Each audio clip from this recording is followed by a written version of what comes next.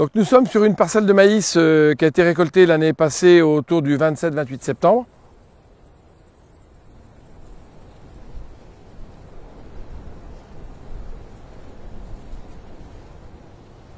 Tout de suite derrière la moissonneuse, au cul de la moissonneuse, on a broyé nos pailles de maïs le plus près possible.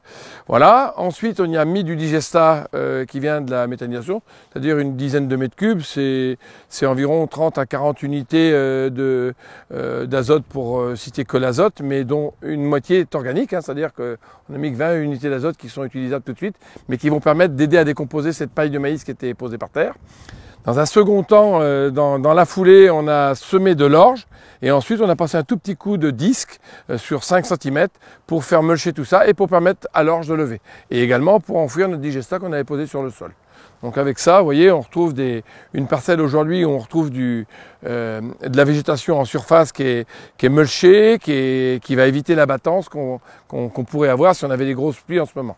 Au tout début avril, voire fin mars, on a pu passer un petit coup de digesta pour ce maïs qui va être sur 2019, autour d'une 30 à 35 mètres cubes hectares.